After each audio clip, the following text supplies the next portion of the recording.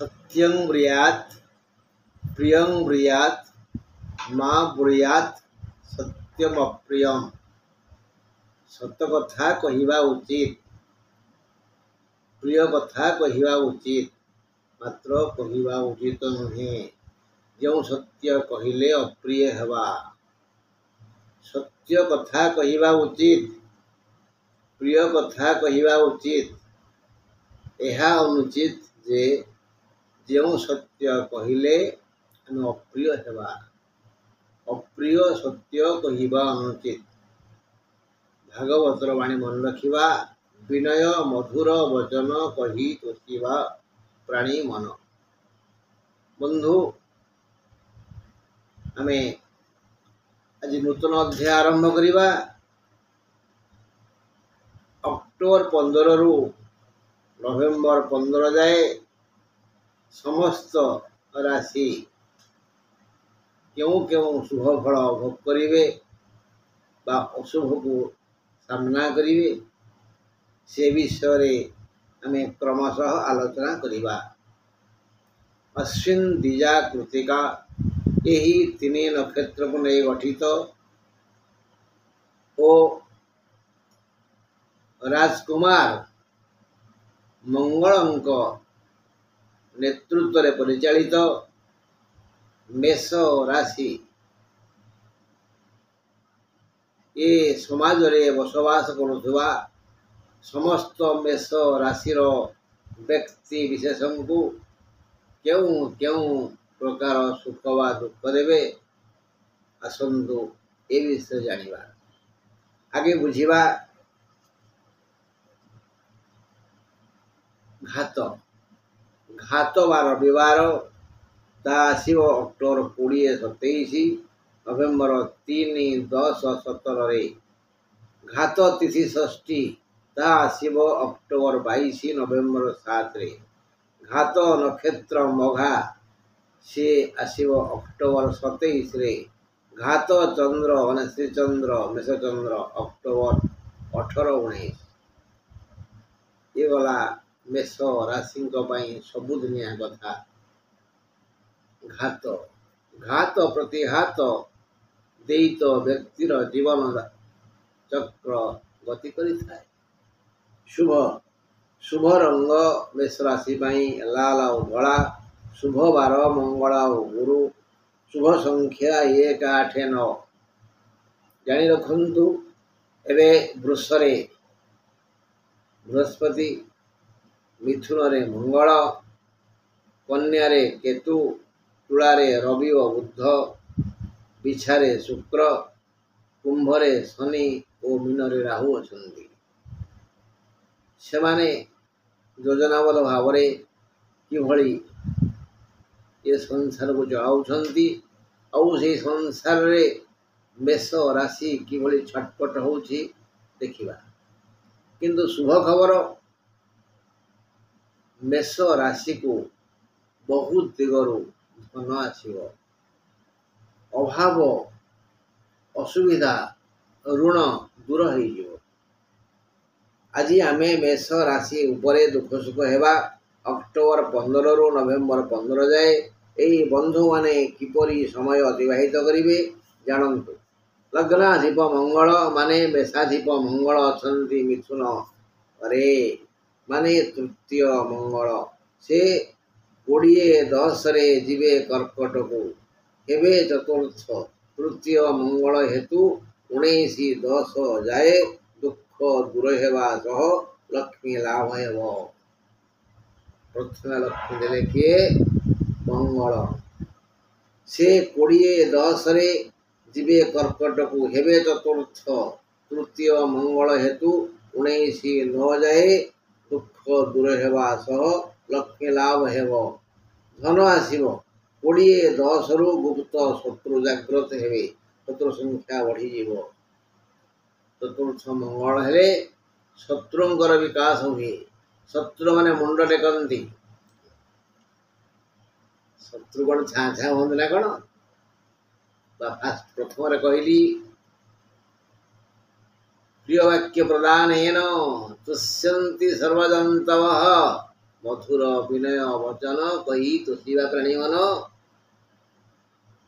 जुहाग्रे वसति लक्ष्मी जुहाग्रे मित्र बांधवा जुहाग्रे बंधनं सैव जुहाग्रे मरणं ध्रुवम सबु आम जीव आगे धन संपत्ति सुख दुख शत्रु बंधन सब किसी आमे जेमती व्यवहार करिवा सेमती व्यक्ति आमको स्वागत करिवे शत्रु कौन कोड़ी जन हंती आम व्यवहार व्यवहारण जयन्ते मित्राणी रिपव तथा व्यवहार तो मधुर बंधु संख्या बढ़िले व्यवहार रुक्ष शत्रु संख्या बढ़िले आ बंधु कमिले आ जीवा द्वितीय देव शुक्र अछंती पिछारे अष्टम शुक्र एणु शारीरिक दुख बढ़ीजीव से 6-11 धन बुझे नवम हेबे नवम शुक्रंग पाई नानाविध सुख मिल तृतीय बुद्ध एवं तुलारे सप्तम बुद्धंग जोगु मानसिक और शारीरिक व्यथा बढ़ी जापे बुद्ध 28-10 बिछा को जीवे अष्टम हेबे से बुद्धों पाई हाथ को मुठा मुठा धन आसीब मंगल तृतीय हेले धन देले आउ बुद्ध अष्टम हेले धन देले नवम शुक्र नानाविध सुख देले पंचमाधिप रवि एवं तुलारे सप्तम रविंग जोगु दूरयात्रा जोग आसी थाए जदि जातकरे रवि तुलारे थिबे तेबे यही यात्रा दुखप्रद हेबो षष्ठरे केतुंग पाई अश्विन नक्षत्र कोल को धनलक्ष्मी आसीजिबे केतु अश्विन नक्षत्र को प्रबल धन देवे मात्र द्विजा और कृतिका को विविध सुख देवे शुक्र मूल कारण तो धन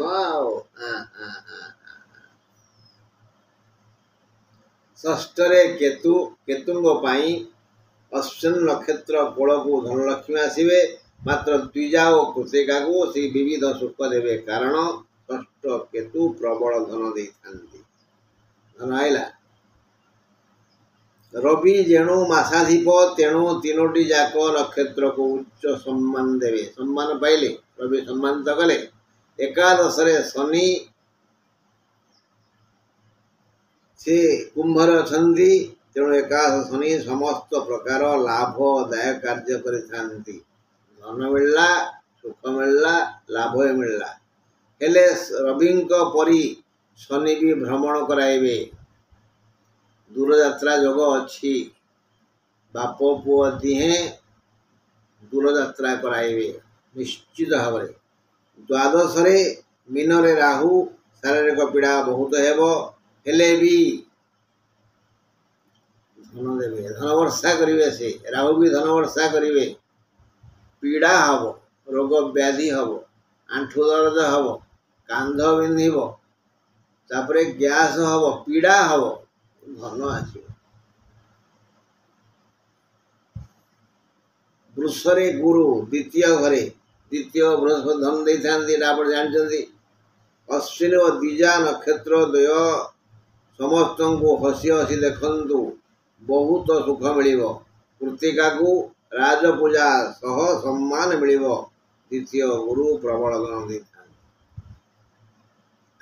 पढ़िले शुणिले जानिले बुझीबा कौन बुझीबा सारांश कौन आलोचनारू आमे यही सिद्धांत उपनीत हेले जे 20-10 रु मंगल सुख और धन देवे 6-11 रु शुक्र ग्रह नानाविध सुख देवे 28-10 रु बुध प्रबल धन देवे षष्ठ केतु मास सारा अश्विन को धन और द्विजा कृतिका को विविध सुख देवे कारण षष्ठ स्थ केतु प्रबल धन दे थांती एकादश शनि समस्त प्रकार लाभ देवे द्वादश राहु भी धन वर्षा करिवे रवि 3 नक्षत्र को उच्च सम्मानित करिवे मोटामोटी भाव ए मासरे धन सम्मान अभाव रहिबो नाही रवि मास सारा तांको पाई दूरयात्रा अछि मास सारा रवि आउ ରାହୁ ये दिहे मिसी दूरयात्रा करेंगे। नूतन व्यवसाय आरंभ करंतु लाभवान हेबे। कृषक व्यवसायी शिक्षक वकील चिकित्सक पाई ए मासटी पूरापूरी शुभ। अष्टमस्थ शुक्रंग पाई देह खराब हेबो।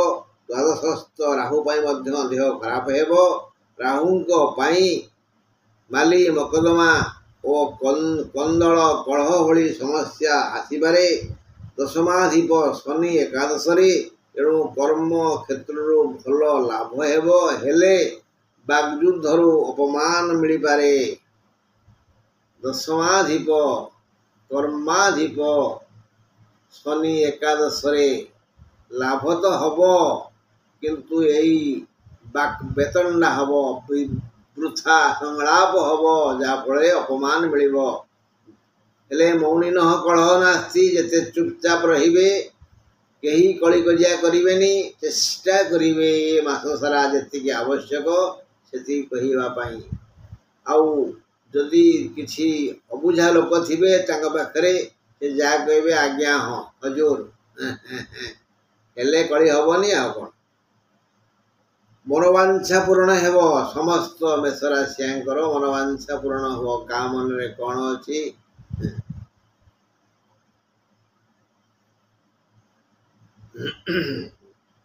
अष्टम शुक्र अष्टम को गुरु दृष्टि एणु दुर्घटना घटी पारे। टिके हुशियार गाड़ी मोटर चलेबे। आमे चेष्टा करिबा विधि विधान तो अलगा मु कोन जानि ना कोन जहाँ हबार थु हब तथापि आमे टिके हुशियार हवा। एमती कहि जदि पढ़ापढ़ी करवानी ताल तो पास निश्चित आ कोन। एमती कहिकी बिलुकु जीवानी बिहन बुणीवानी ताल तो धान घर पळै आसीबा कोन। नहि सुप्तस्य सिंहस्य मुखे प्रविशन्ति मृगाः। सोईथिबा सिंह पाटी भितर को पशु पशि आसंतिनी। उद्यमेन हि सिद्ध्यन्ति कार्याणि न मनोरथै। उद्यम द्वारा चेष्टा द्वारा मनस्कामना पूर्ण हुए भाविले नुह। आमे चेष्टा करिबा सुरक्षित रहिबा पई बुझियो। मशा टांगे शोइबानी एवं घरे बढ़िया मशारी अच्छी भारी मशा फैन दबानी ओह कि गरम नहीं।